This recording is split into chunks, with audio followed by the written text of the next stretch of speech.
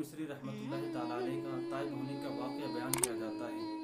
हज़रत ज़ुन्नून मिस्री रहमतुल्लाहि ताला अलैह के पास में एक नौजवान आया और आकर कहने लगा, ए ज़ुन्नून मिस्री, मैंने एक नौजवान आबिद को देखा है जिसने एक पेड़ से अपने जिस्म को बांध रखा है।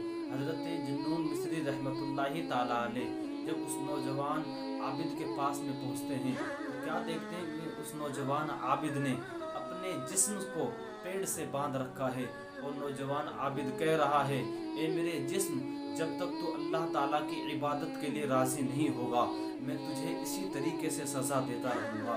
हज़रत ज़ुन्नून मिस्री की आंखों में आंसू आ जाते हैं, आप रोने लगते हैं।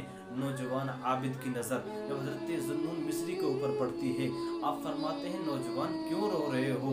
हज़रत ज़ुन्नून मिस्री कहते हैं, दरअसल बात यह है, मैं सोच रहा था कि तुमने क्या किसी का कत्ल कर दिया है, मैं सोच रहा था कि तुमने कोई गुनाह अजीम कर दिया है, लेकिन तुम कह रहे थे अपने जिस्म से, ए मेरे जिस्म, जब तक तू अल्लाह ताला की इबादत के लिए राज़ी नहीं होगा मैं तुझे इसी तरीके से सज़ा देता रहूँगा।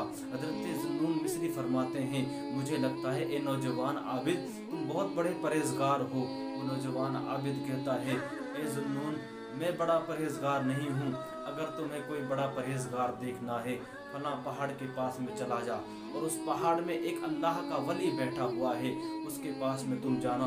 हज़रत ज़ुन्नून मिस्री रहमतुल्लाहि ताला अलैह जब पहाड़ के पास में जाते हैं तो क्या देखते हैं, एक पैर जिस्म से जुदा हुआ पड़ा है और एक बुजुर्ग का जिस्म पड़ा हुआ है जिसमें कीड़े लग रहे हैं, कीड़े उसके जिस्म को खा रहे हैं। उस नौजवान को बेदार करते हैं, उस बुजुर्ग को हज़रत ज़ुन्नून मिस्री बेदार करते हैं और फरमाते हैं, ए बुजुर्ग, तुमने अपने पैर को अपने से जुदा क्यों किया?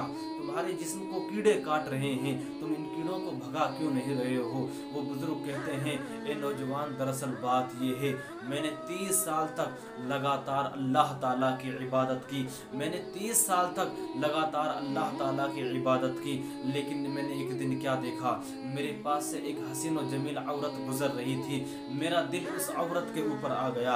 जब मैं उस औरत की तरफ देख रहा था तो गैब से आवाज़ आई, ए नादान, तूने रब ताला की 30 साल तक इबादत की है और तू एक औरत को देखकर अपने ईमान का सौदा कर चुका है, शैतान के रास्ते पर चलना तूने शुरू कर दिया है। हज़रत ज़ुन्नून मिस्री इस वाक़े को सुनते हैं, वो बुजुर्ग फरमाते हैं, उस वक्त मेरा पैर सबसे पहले उस औरत की तरफ उठा था तो उसी वक्त से मैंने अपने पैर को काट दिया।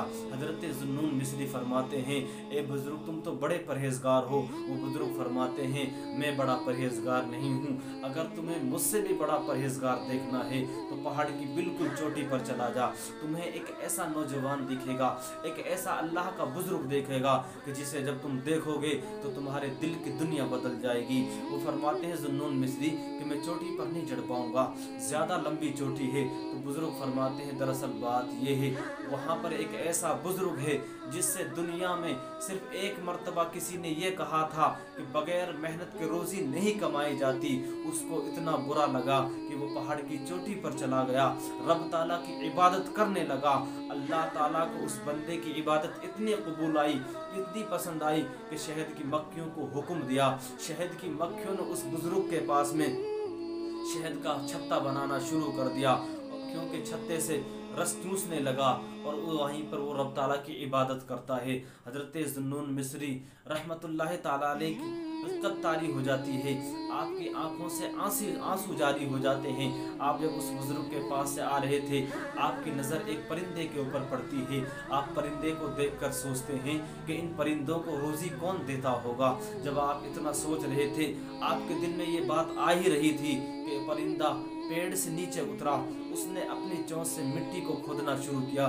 जब वो परिंदा मिट्टी को खोद रहा था तो वहाँ पर सोने की एक कटोरी निकलती है जिसके अंदर चंद दाने थे, और दूसरी जब तो चोंच से वो दूसरी मर्तबा एक और कटोरी को खोदता है तो उस कटोरी के अंदर पानी भरा हुआ रहता है। वो परिंदा उन दानों को चुग लेता है, उन पानी को पी लेता है, पीने के बाद में पेड़ की डाल पर बैठ जाता है। हज़रत ज़ुन्नून मिस्री को समझ आ जाता है कि हर चीज़ को रिस्क देने वाला अल्लाह ताला है। हज़रत ज़ुन्नून मिस्री ने जब इन वाक़ियों को अपनी आँखों से देखा तो आपका दिल ताइब हो गया, आपने रब की बारगाह में सच्ची तौबा की और अल्लाह ताला ने आपको बहुत बड़ा वली बना लिया। یہ ذوالنون مصری وہی حضرت ذوالنون مصری ہیں۔ بیان کیا جاتا ہے کہ جب ان کا انتقال ہوا تو اس وقت 40 اولیاء اللہ کو نبی علیہ الصلوۃ والسلام کی زیارت ہوئی تھی حضرات محترم۔ اور بیان کیا جاتا ہے کہ حضرت ذوالنون مصری رحمۃ اللہ تعالی علیہ کا جب وفات ہوا تو وہاں پر پرندوں کی بہت ساری جماعت آ گئی تھی۔ پرندوں نے حضرت ذوالنون مصری کے جنازے کو